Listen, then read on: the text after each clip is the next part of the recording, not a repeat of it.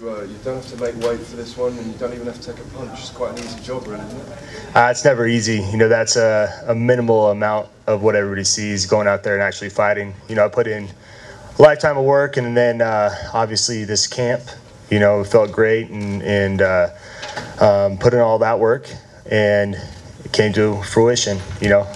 You look back now over, you know, something where you make a quick knockout and you're like, man, why did I sacrifice all that food and why did I go for that run? But it's a one time you don't do it, you're in a 3-round war. So you prepare like I prepare like I do every time, because you never know. But it's a bonus, presumably, yeah? Oh yeah, to get in there and be healthy and, you know, one punch knockout and get out of there and in a tournament style, that's a big thing. You know, I could have went in there and got lumped up and maybe won, but then I'm taking a month plus off. You know, now I get to compound on all the work I already put it in. Thank you. Hey, Ryan, Yeah. you're supposed to be a family man who lacks a competitive drive, right? Right. Last couple fights looked like that, right? No, it's I respect Mo. You know, it's always some talk before a fight. You know, he's a competitor. And I went out there and got the job done. And it was an honor fighting him. You know, I competed against him way back in the day. And it's crazy to think that, you know, 16, 17, 18 years later, we're doing it again at a huge stage, you know. So much respect to him. If we're resetting now, this semifinal with these 4 fighters, did you just establish yourself as the favorite, you think? I'm not really into the whole favorite or betting favorite kind of stuff, but I thought I was a favorite coming in regardless. You know, in my head and my coaches thought the same thing. For me, it's just keeping your head down and getting the job done, you know, and it was first Mo, you know, and I thought that was one of the tougher matchups, you know, and now I have Mitrione, who's a true heavyweight. I'm actually stepping up into the heavyweight division now. You know, he's big, he's quick, you know, and so I feel like this is the fight where I'm kind of coming into that. So not that Mo was anybody to scoff at or look beyond. No, not at all. I think he's one of the tougher guys in the tournament, but body-wise, I'm used to fighting guys like that. This is where it gets real now. Yeah, it gets real now. It's heavyweight, you know, and I'm gonna have to bring some guys in, you know, to emulate that. I'll gain a little bit of weight, but I'm gonna keep what makes me good. Also, I'm gonna be fast. I'm gonna be in shape, and I'm looking forward to that fight. And sizing up the matchup with Mitrione, where do you think you are with him? Yeah, Matt's a good guy. He's a buddy of mine too, and we actually he texted me the Friday before we left, and he's like, "Hey, you got time? I'm in Arizona. You want to come hang out?" I was like, "I got to pack, all that kind of stuff." And he's like, "All right, I'll punch you in the face in October or September." Yeah. You know, and so it's a good relationship, but you know, I think everybody knows where Matt's good at. He's quick, he's fast, he moves really well for a big guy, and he's good on his feet, and he's lanky and big. And where he lacks a little bit is his wrestling, where I'm great at. You know, and my cardio is some of the best at 205, let alone at heavyweight, you know, so I have that going for me also. So it's one of those intriguing fights. I look to go out there and definitely, you know, use my strengths for sure.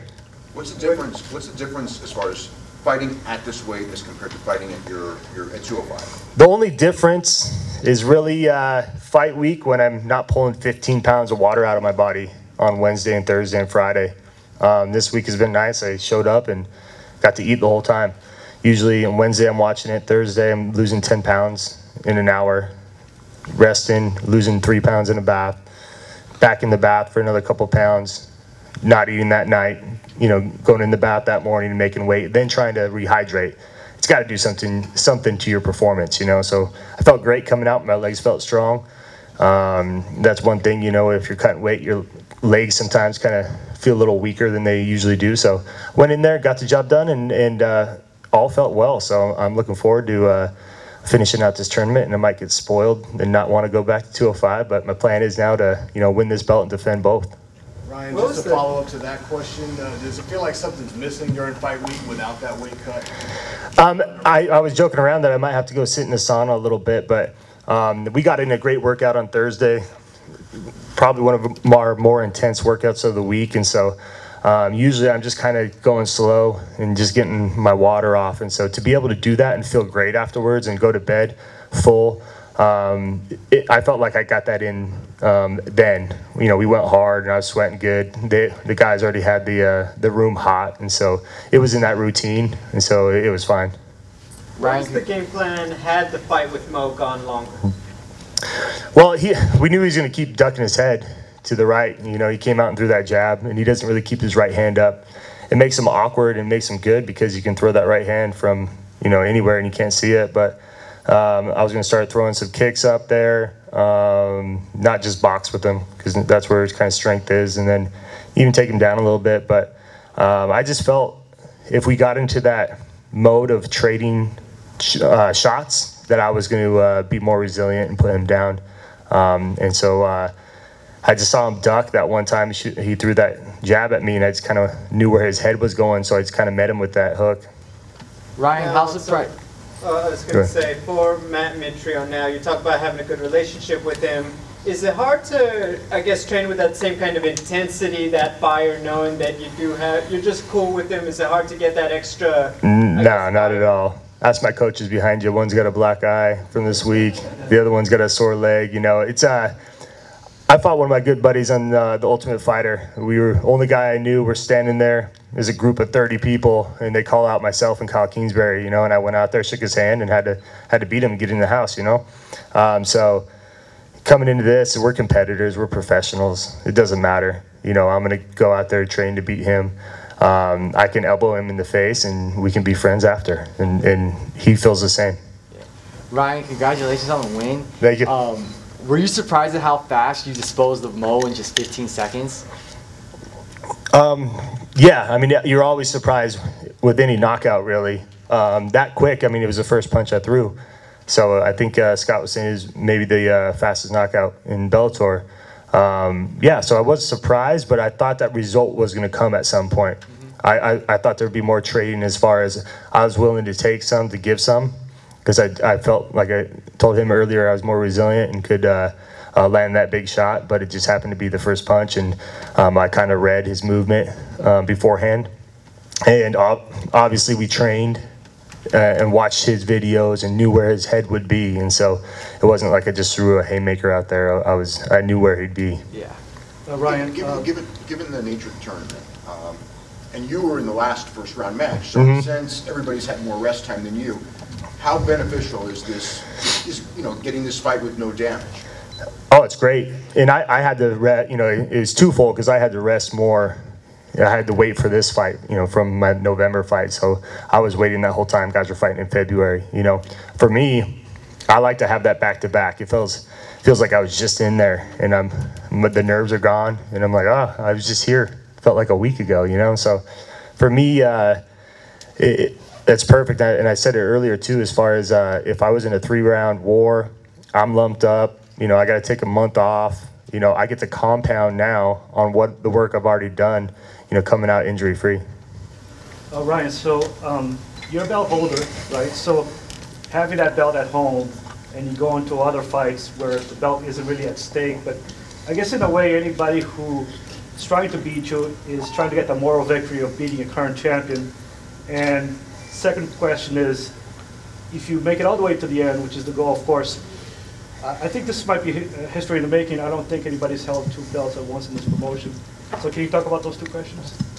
Yeah, I think that's you know, the pinnacle of the sport right there. Regardless of any promotion, you know, go out there and win, you know, 2 belts in 2 divisions. Let alone the light heavyweight and heavyweight belt. You know, the heavyweight belt is the most turned over belt in combat sports because they're big guys, you know, and you have to be consistent. So to get that, you know, it's I know if I win that, I'll be thinking what's next right away. You know, that's just how I am. But kind of going back a little bit, this fight was a little weird, being the light heavyweight champ, fighting a light heavyweight without the belt on the line. You know, what happens if he went out there and beat me? You know, he starts going around and you know, saying he's a light heavyweight champ, you know, but 3-rounder, it wasn't a 5-rounder. So that was a little weird. But other than that, that's my goal, to go in there and win the heavyweight belt also, and then figure it out from there. Ryan, is there any disappointment in that it took so long for you to end this fight tonight? I thought you could end it. The first punch, but no, it's always you know, my coach over there, Jair, was saying, he's like, I feel like there's going to be a magic moment in this fight. And bam, it happened right then and there. And I saw it. I could see everything. So, I mean, that's where, when I talk about experience and everything, there comes a time, and I think in all sports, where the game slows down. You can think in there. When I was at my 7th fight, I was blinders on, blacking out, didn't even know what happened, you know, after the fight. Because you have so much adrenaline. Now I go in there and it feels like I'm, you know, untucking my bed to go to sleep, and you know, it's just a weird experience to be that calm and confident. But it's a good thing. Last one.